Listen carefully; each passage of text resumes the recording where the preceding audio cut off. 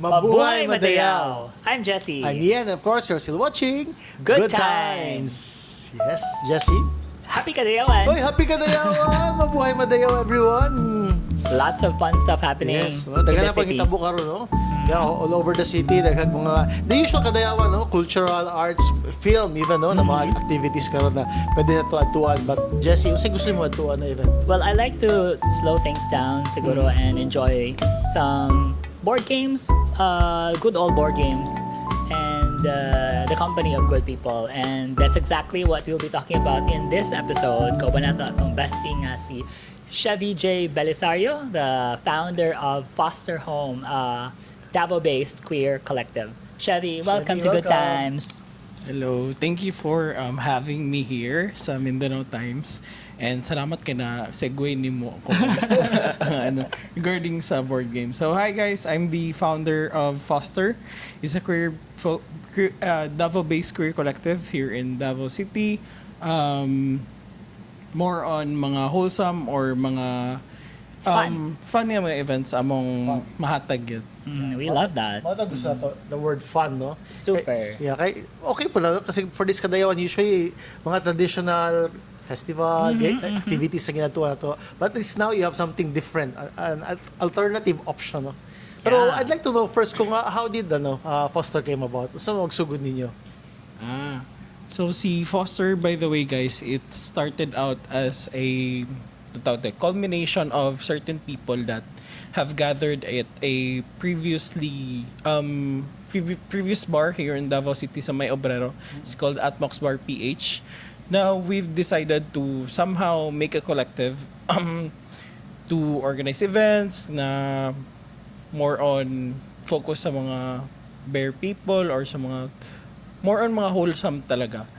Kasi we had the freedom kasi before to organize mga tagay talks or ano ba tawag dito? Like yung mga PowerPoint presentations, mga ganun talaga. So we had thought like, what if may ganito? Kasi with Fostr, the other one is maybe BGA. It's called Bears and Board Games. It started out in Cavite and Luzon. And they had their regional expansions in Baguio, Iloilo, Cebu, and now in Davao City, which is I'm the founder for BBG Davao. That For sounds really context, exciting. I'm sure ang uban nagatingala ba? Unsa ba na bear? Animal ba niya bear? Maybe you'd like to share a little definition lang. Yes. Okay. So we call them the bear community or bears.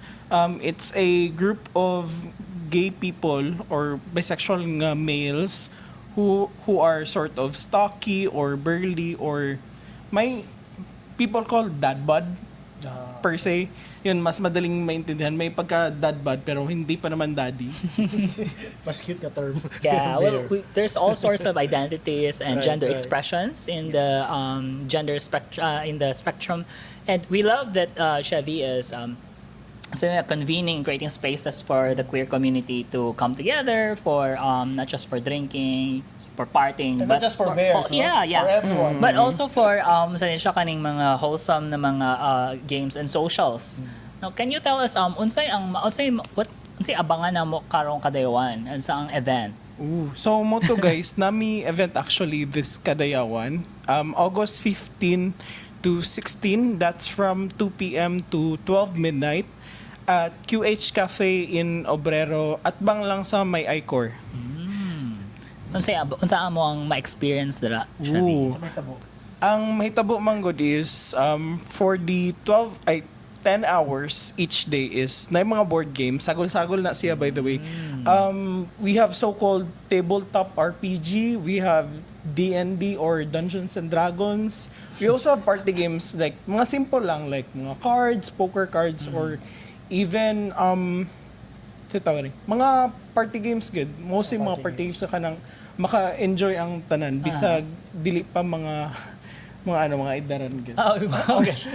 I mean, dili mga people Pero nga mag-enjoy mo tanan. mag-enjoy Yeah. gid tanan.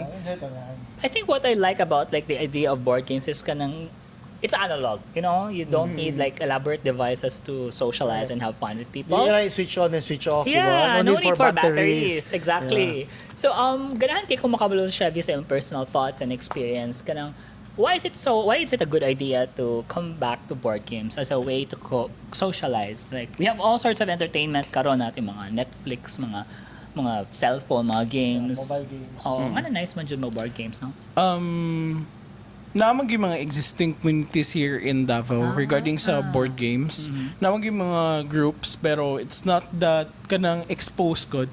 And there are certain people in the queer community or sa mga bayot pa nga gusto kayo nilang board games pero wala sila kadula. And that's one of the purposes. Aside ana is katulagi analog manggod.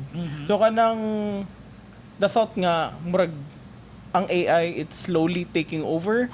So like as a way of battling also that, I mean, AI can be helpful, but in a way na, ingani ba, we need to connect with people, kay, nagapangita mo po human connection, good. Aminon, good na to, like, it's fun to have online games, but at the same time, you really want to meet people online, in person, mugay na nauso po ng pickleball karon.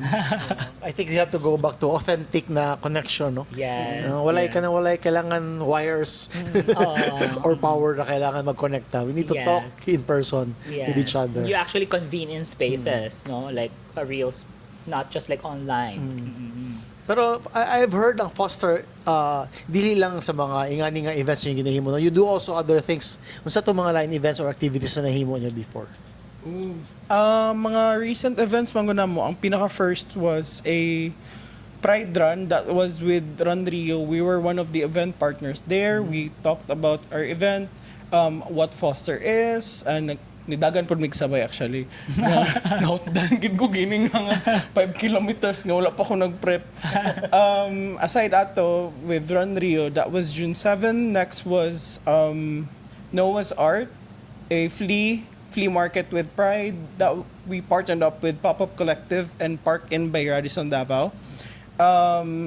Puro mga mostly sa owners na mong nakuha ato nga time kay mga queer business owners gyud. Uban kay mga startup or mga artist owners nga artist nga bago pa lang nagsugod. Next would be ang pinakalas ato kay Pride event with Ateneo. Their drag competition from each cluster. So we were there to judge, to help out the mga first timers in drag gid. Oh, we like that. We can see that daghang og mga interests and hobbies ang mga younger set in the queer community. And how do you feel about creating a space and a platform for everyone to see each other and to just celebrate what they like? Katumangod, with creating spaces gyud, we have what we call a third space. A lot of queer people good na yung mga different hobbies and different nga kanang kalingawan nila, or let's say their current addiction or current fixation would be, let's just say like snakes and ladders, or pagka next na pod kay lahi na pod nga games, it could be Catan or Dungeons and Dragons. Ikaw, ano sa imong favorite? Ako? Si Chevy. Ay, ako din. My eyes. Akong favorite gyud would be Snakes and Ladders. Kay ever since bata pa ko mo ginadula gyud. It's still a thing like now, no? Hindi na ba siya ka ng gamay nga twist ng Snake and Ladders? Pero kita, kung last ako nadula kay kanang Kato yapong the classic Snakes and Ladders. Mo yapon siya? Or na ba siya? Naiuban nga na iterations, pero dili siya that famous. Mas prefer pa yun ako ang classic na. Classic version. Ikaw, Sir Ian, ano sa imong favorite? I think more of siya ako ibawan. I think I remember last time, katuloy yung murag siya, mystery, murder mystery na you need to know. Atong garo yapon ako, bala ng pakala. I think it was Clue or Cluedo or Yeah. I think it's in that type of pero board game siya. Yeah, so it's a kato ko board game. ma-remember. Right. Yeah. Ako, I was recently exposed to board games sometime last year. It was a parang video game event, and then there were people who brought video games, and then I really enjoyed this card game called Anomia. So lots of really good Di ba magpalit ka? magpalit dapat ko so we can actually enjoy it here, but not today. Next time. What's some mga good times that you really like to look back on, Chevy, sa when you were starting out as Fostr? You were starting out Fostr, before you started out Fostr, what was like, you mentioned at Mox, what was the community like there? The community was really welcoming. Outside sa bar, nagay mga tapok-tapok yun. Nga, ali mga unta or ali maglaag ta sa ano kay murag na event or na ay magkape lang gud ta, magtapok lang ta ba. Which is good because it stemmed from that, like, or it evolved from that simple nga party place or kato a speakeasy bar, and then afterwards like kana different hobbies na we share. Then what if mag-event tag board games? What if kuantag mga bagong artists kay daghan gyud mga emerging artists sa Mindanao, mga howd po jud sila, aminon gyud nako naagi mga howd diri sa Davao nga mga artists gyud. Sa tanay mo, for a city as a growing city like Davao nga, why is it important man nga ato ang matagaan og kanang safe spaces and social spaces ang mga queer community? Samot na ning mga the younger set karon who are still like, trying to figure out what they like, still in the process of self-discovery and meeting other people. Mo gid to ang purpose with Fostr, like fostering young minds, especially mga emerging artists or mga bago pa gid nga business owners. Kay we need to give them a space or an audience para lang maka-network sila or maka-connect sila with certain businesses or other people nga kanina rin nag-exist din kani bagay ni siya nga person for that specific event or that specific nga business. Unsa ang mga advocacy pod na murag inyong ma-pedal, for example sa upcoming event, is that supporting any What's the cause? title, by the way, sa yung event? Ang title sa mong event, by the way po, is BBG Origins, Bears and Board Games Origins. Origins, ang name is murag kuan good siya kanang asa kagikan or asa gid magsugod, murag finding your roots ba, which is here in Davao, finding your own roots unsa ka as a person. And kato from that story on, we move forward with Bakunawa and all that. We hired two artists, si Sam Vanished and si Edin Yan. Bago pa lang sila talaga. Kato, tabangan gid namo ang mga artists gid nga at the same time bayaran pod sila. Yeah, at least adunay platform ng mga artists to showcase their talents through your events. Bago ta mo balik sa Origins, I'd like to know kung sa pa tong mga future events niyo, like within the year na pa may mga upcoming events that we should look forward to. Okay, so balikan lang ako tong kay Sir Jessica kasi kay murag nakalimtan. Pero mo segue ay mo transition lots of sa things to to the look next forward event. to. So with the events that we've had, the advocacies that we've had previously with Noah's Art was we gave free legal aid to everyone who attended the event at Park N last June 18, was it? I forgot, June 18 to 20. Free legal aid, kabalo kasem rights, kabalo kasem katungod. With that one, sa baba, free HIV testing, which we continue to advocate for. Ang sa karon nga event namo, free HIV testing good. If ever you would know your status, we would also possibly free PrEP or unsabay possible nga remedies for the result of the test. Aside from that would be kato, start kita sa roots, which is to kids, because nag-exist gid nga people living with HIV. As much as some people try to deny it, there are kids that really live with HIV. And to continue on, ang upcoming event namo is in related to that, to break the stigma regarding HIV, is a play or a theater, interactive theater. We've partnered up with a loft bed theater. They were featured before sa Mindanao Times. during their workshop. Was it? Oh yeah, na-feature sila before. We partnered with them and after her, a Safi committee here in Davao to produce a interactive theater in December. Wow, that sounds very exciting. And what about for BBG Origins? Do na ba may nag-side projects or kanang advocacy that you want to peddle? We can see that there are artists who are good at storytelling. Do na ba siya murag kanang advocacy component sa BBG Origins? Oo, naagid. Kanimang kong BBG Origins this coming Saturday, Sunday is a charity event. It's for Katolagi children living with HIV, and in line with that, we're producing a children's book. Oh. It's called Super You. Love that. If you spell it out, SUP equals RU. Ah. So if ever you imagine it, ang letters, the rest of the letters white and U equals U is red. So mo to siya ang Super U. It's about the child living with HIV. So mo hinay-hinay gina-break na mong stigma with partnered up with Love Yourself and hopefully other HIV testing centers para ma-produce na mo ang book and maka-reach out me sa mga centers nga naga-cater to kids living with HIV. I'm sure daghan interesado to join. No? Even kami Jesse, definitely will be we're going there. signing up. Yeah, so how can we join? Kailan ba mag-pre-register? Do we need to sign up online or pwede walk-in lang? And how much do we need to shell out? Okay. So, hi guys, we're inviting you to BBG Origins this Saturday and Sunday sa QH Cafe Obrero. You can pre-register. In our QR, we'll post it. Ay, naapod sa among profile and sa feed namo sa IG, Fostr_Home. You can also walk in. It's fine.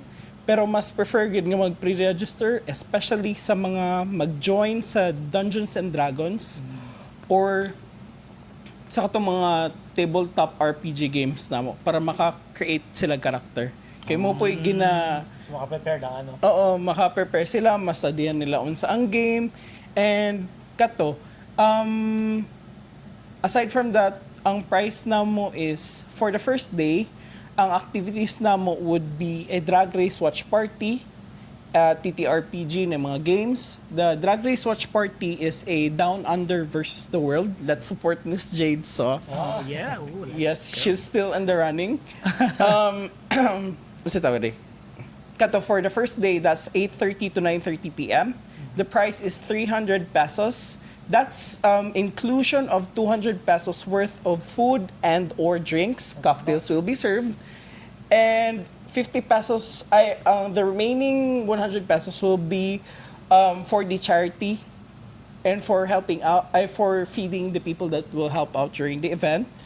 For day 2, that is 250 pesos. Same, walang drag race watch party second day. Focus lang talaga sa D&D. Starting 2 p.m. So you should be early if ever mag-D&D kayo. Don't be late. Same pa rin inclusion sa food and or drinks. 50 pesos sa charity and for the people that will help. If ever you guys want to avail the 2-day exclusive pass, that's 450 pesos. So less 100 good. So it's a bang for your buck. So first day, what time will you start? We'll start by 2 p.m. to up until 12 midnight. Okay lang. Pwede dito magsayo, Jesse. So After ta magsayo-sayo. Yeah. Dito na tayo mag-diretso after our dance Pero you don't have to join naman the board game. So you can do other things naman dito, no? Kasi Right. basi kabi nila kailangan makipaglaro dito dito. Yeah, So there are the things that they can do. Yeah. So pwede na kayo mo magdula po or magtambay lang. It's okay. Dili mo kailangan magdula sa mga mag-appeal sa mga seryosong mga games. because they are really like geeks, no? Dagan nag-pre-register actually sa mga really? seryosong nga games. Wow, dili ako seryoso. Hindi na tayo magkuhan. Yung mga pila-pila. Pero okay ra Chill kaayo. na lang tayo dito. Kay naman po yung mga party games makalingaw-lingaw ra. And kato, since we're serving cocktails, mag-enjoy gud Mas lingaw pa magmaayo. yun. We love that. I am looking forward to that. Chevy, do you have any sa paman teaser or message to our viewers who are interested and want to take that step to join us on the weekend. Take the step forward. Wait lang. Wait. Sorry.